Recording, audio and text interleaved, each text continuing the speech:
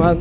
به هر حال اون جنگ 12 روزه Իրանի նախագահ Մասուդ Փեզեշքյանը կոչ է արել բնակչությանը դուրս գալ Իրանի փողոցներ ընդդեմ հակակառավարական ցույցերի։ Փեզեշքյանը նշել է, որ իրանական հասարակությունը չի ընդունում նրանց, ովքեր հրդեհում են մզկիթները։ Նրանք արտասահմանից ահաբեկիչների են վերել երկիր, նրանք մզկիթներ են այրել, այս մարդիկ այս երկրին չեն պատկանում։ Ամերիկան եւ Իսրայելը ասում են նրանց. «Մենք այստեղ ենք, դուք գնացեք եւ ոչնչացրեք եւ մենք կգանք ձեր հետևից ձեզ օգնելու», ասել է Իրանի նախագահը։ Ցավակցություն հայտնելով խաղաղ բնակիչների մահվան կապակցությամբ նա հայտարարել է, որ պատրաստ է հանդիպել երկրի ներսում բողոքող բոլոր կողմերի հետ, միաժամանակ հորդորելով զերծ մնալ ահաբեկչական գործողություններից։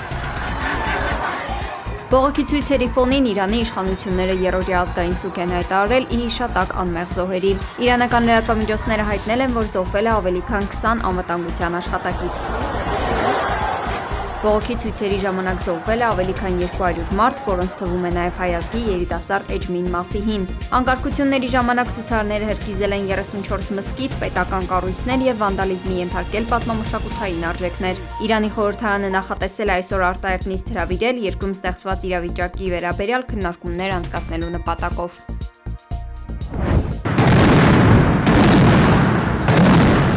Սիրիայի քուրդ զինյալները հայտարարել են Հալեպից դուրս գալու մասին հունվարի 9-ին կնքված հրադադարի համաձայնության շրջանակներում։ Քաղաքում կառավարական ուժերի դեմ մի քանի օր տևած մարտերից հետո Սիրիայի զինված ուժերը հայտարարել են, որ քրդերի կողմից վերահսկվող Շեյխ Մաքսուդ թաղամասում ավարտվել են գործողությունները։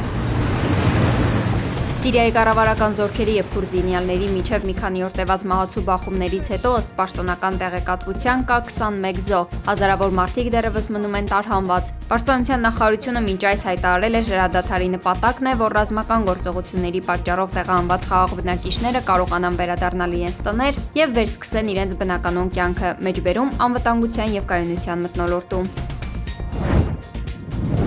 ԱՄՆ նախագահ Դոնալդ Թրամփը Կուբային առաջարկել է համաձայնագիր կնքել Միացյալ Նահանգների հետ, զգուշացնելով, որ հակառակ դեպքում Կուբան կզրկվի թե նավթից, թե փողից։ Կուբա այլևս ոչ նավթ կգնա, ոչ էլ փող։ 0։ Ես նրանց խստորեն խորհուրդ եմ տալիս գործարք կնքել, քանի դեռ շատ ուշ չէ։ Իր Truth Social էջում գրել է Թրամփը։ Կուբայի նախագահ Միգել Դիազ-Կանելն այս հայտարարությունից հետո ասել է, որ իրենց ոչ ոք չի կարող թելադրել։ Թրամփը շեշտել է, որ Կուբան անկում է ապրում, ակնարկելով, որ երկիրը մինչ այս կախված է եղել Վենեսուելայի էներգակիրների մատակարարումից, խիստ սուբսիդավորված մատչելի գներով։ ԱՄՆ պատժամիջոցների կիրառումն արդեն հանգեցրել է էներգակիրների մատակարարման կրճատմանը եւ Կուբան տառապել է էլեկտրաէներգիայի անջատումների աճող քանակից, որոնք հարվածում են ինչպես բնակելի անշարժ գույքին, այնպես էլ արդյունաբերությանը։